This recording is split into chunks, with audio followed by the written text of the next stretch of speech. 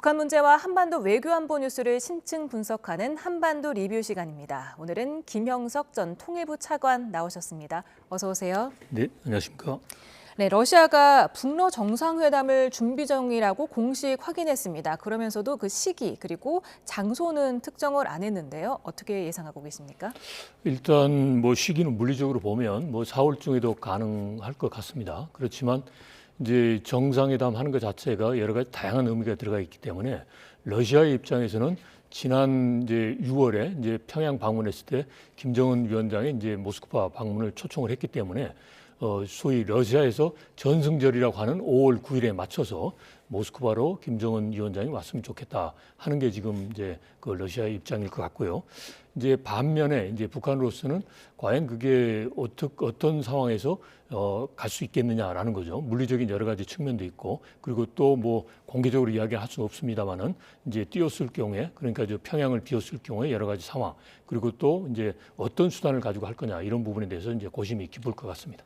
네, 말씀하신 대로 지금 모스크바를 만약에 간다면 그동안 방문했던 극동 지역과는 또 다르잖아요. 지금 유럽에 거의 가까운 서쪽 지역인데 김정은 위원장이 정말 많은 시간을 비워야 하는 거 아니겠습니까? 그렇죠. 그러니까 이제 러시아와 북한이 만난다는 것은 그동안 이제 여러 차례 만났기 때문에 이제 협력을 강화한다는 차원의 그 의미 말고 이제 추가적으로 이제 다른 의미를 부여해야 된단 말이죠. 그러면 이제 일단 러시아 입장에서는 이제 전승절을 기념해서 소위 그 세를 과시하는 거예요. 지금 푸틴 대통령이 브릭스도 이야기하고 북한도 이야기했단 말이죠. 그러니까 전 세계에 있어서 만약 이제 우크라이나 전쟁이 러시아의 입장에 우호적으로 해서 이제 종결이 된다 그러면 5월 9일을 말 그대로 또 다른 80년 만에 이제 세계의 그런 그 큰 혼란 속에서 승리를 이뤘다라는 그런 이제 여러 가지 의미가 있기 때문에 이제 러시아는 그건데 여기에 북한도 편승을 할 수 있거든요. 일단은 이제 그러한 러시아의 힘을 이제 뒤에 업을 수 있다. 그리고 또 제국주의에 이제 대항해서 승리를 했다라는 차원에서 이제 대내적으로 이제 이야기를 할 수 있고, 그리고 또 이제 만약에 가게 되면 시진핑 주석을 포함해서 브라질 대통령을 포함해서 여러 나라 정상들이 오니까 국제 무대에 등장하니까 정상 국가다, 보통 국가다, 그리고 또 북한이 늘상 말하는 그 전략적 지위를 가진 힘 있는 국가다라는 이미지를 줄 수 있기 때문에 아마도 이제 모스크바가 이제 오히려 이제 그런 여러 가지 의미에서는 좋겠다라는 거죠. 근데 이제 문제는 모스크바까지 어떻게 가느냐라는 거죠. 지금 물리적으로 보면 평양하고 모스크바 간에 비행기로는 갈 수 있습니다. 약 한 8시간에서 9시간 정도면 갈 수가 있고, 실질적으로 지금 북한에서도 지난해 8월 달에 실제로 이제 북한이 소유하고 있는 소련제 비행기를 타고서 북한의 고위 대표단들이 이제 모스크바를 간 적이 있어요. 예, 그러니까 물리적으로는 김정은 위원장이 이제 비행기를 타고 한 8시간, 9시간 이제 나라는 갈 수는 있는 거죠. 그런데 과연 8시간, 9시간 그러면 지금 이제 처음으로 이제 가장 먼 시간을 가는 거 아니에요? 그러면 고위급 대표이다 그러지만 북한에서는 이제 1호 이제 김정은 위원장의 이제 그런 그 신변 문제가 매우 중요한데 과연 이걸 할 수 있겠느냐?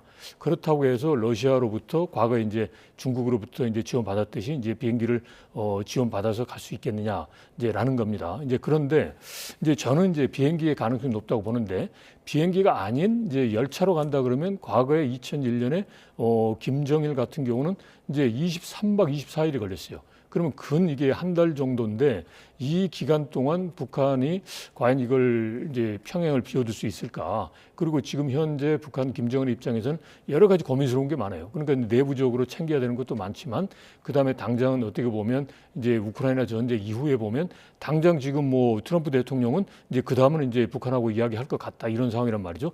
이런 이제 여러 가지 난제가 있는 상황에서 그런 장시간 동안 이제 평양을 비워둘 수 있을까라는 거죠. 그래서 지금으로서는 아마도 봐야 되겠습니다만은 이제 과거에 김정일처럼 23박 24일 가는 그런 것보다는 이제 짧은 기간 동안 그래서 이제 한번 최종적으로 비행기가 이제 갈 수 있는가 이걸 한번 확인을 해보고 그게 안 된다 그러면 차선책으로 해서 블라디보스톡이나 이런 쪽으로 가까운 데로 하지 않을까 싶습니다. 네.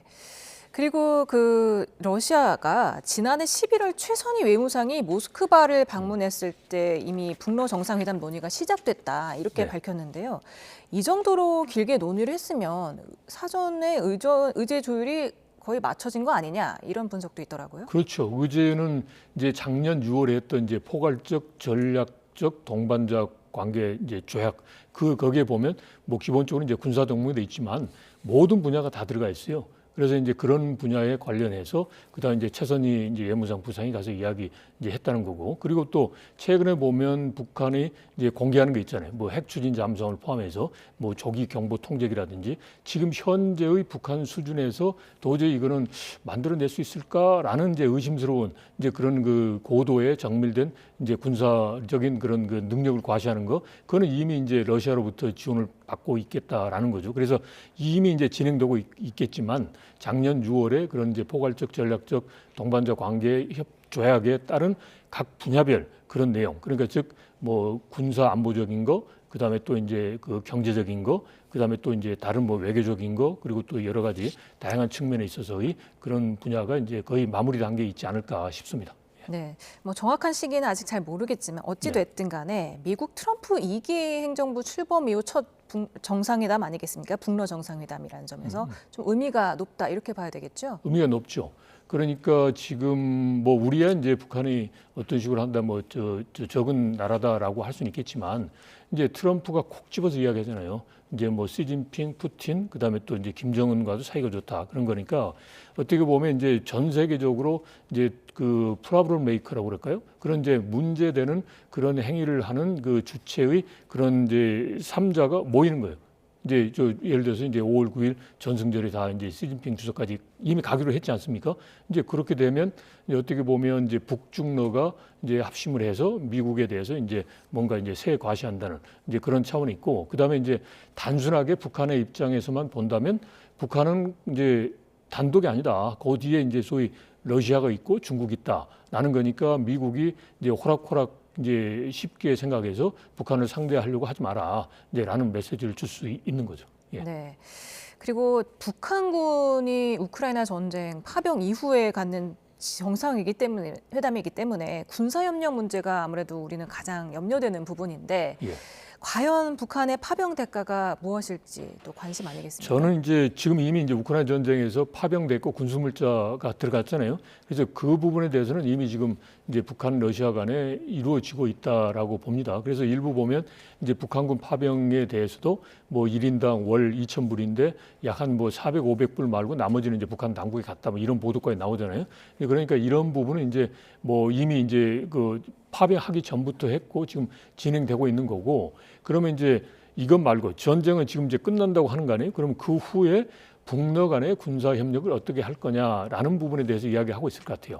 그러니까 이제 북한의 입장에서는 러시아 보고 계속 좀 군사적으로 도와달라고 할 거고, 이제 그러면 이제 관건은 러시아가 봤을 때 과연 북한이 필요를 하느냐. 근데 저는 충분히 필요하다라고 보거든요. 그러니까 이번에 우크라이나 전쟁에서 봤던 것처럼 러시아가 갖지 못하는 부분을 이제 북한이 가지고 있고 이걸 이제 앞으로도 활용할 수 있다라는 거죠. 그래서 그러면 이제 북러 간의 군사 협력 부분은 앞으로 더 이제 뭐 속도에 뭐 좀 차이는 있을 수 있지만 계속적으로 이제 그 진전될 가능성이 매우 높다. 그런 부분에 대해서 아마도 이제 매우 뭐 심도 있고 그다음에 뭐 핵심적으로 논의가 있었을 겁니다.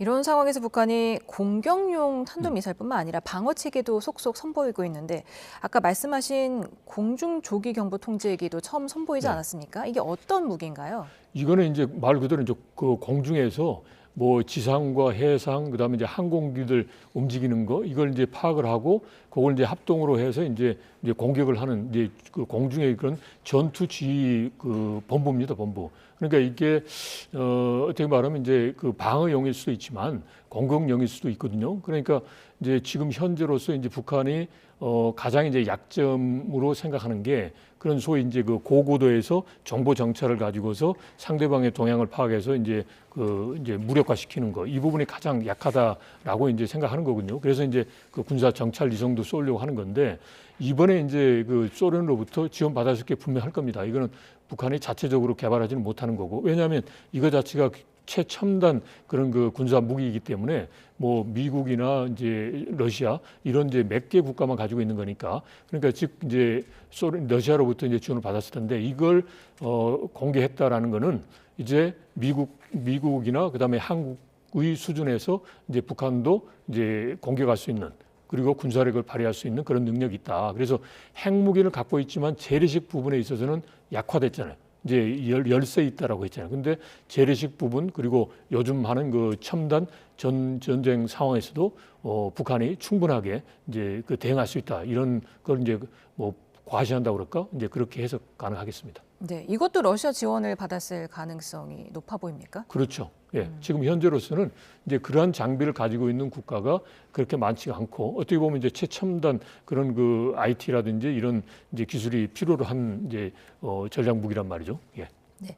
북한이 이렇게 러시아와 밀착하는 사이 좀 소원해지는가 싶던 중국과의 관계 개선에도 나섰다는 게 우리 통일부의 분석 아니겠습니까? 네. 지금 통일부가 중국인 단체 관광도 북한이 추진을 하고 있고 신안록강대교 북측 구간 공사도 재개하고 있다 이렇게 밝혔어요. 기본적으로 이제 중국은 비록 이제 북한이 예를 들어서 이제 중국이 북한이 원하는 만큼 해주지 않으니까 좀 마음에 안 맞을 수도 있죠. 그래서 이제 뭐 러시아라든지 다른 나라로 하려고 하지만 지리적으로 보나 여러 가지 경제적 측면에서 보나 중국을 무시할 수 없고 북한의 체제 선전에 있어서 중국이 매우 중요합니다. 이제 단적인 예로 보면 북한 경제에 있어서 90% 이상이 이제 중국에 의존되어 있기 때문에 이 부분에 있어서 이제 그 북한이 이제 중국과 여러 가지 이제 관계를 좀 개선하고 그다음에 또 여러 가지 그 교류와 소통을 활발하게 할 필요는 이제 생존 쪽으로 있습니다. 그리고 지금 현재로서도 뭐 여러 가지 또 지금 최근에 와서 뭐 북중 간의 관계가 소원해졌다 그러지만 여전히 이제 북중 간에는 이제 뭐 공개되지 않지만 뭐 여러 가지 이제 여러 그 경제적인 협력 그다음에 이제 뭐 정치 외교적인 협력이 지속되고 있는 거죠. 네. 네, 오늘 한반도 리뷰 시간은 여기서 마치겠습니다. 김형석 전 통일부 차관이었습니다. 오늘 말씀 감사합니다. 네, 고맙습니다.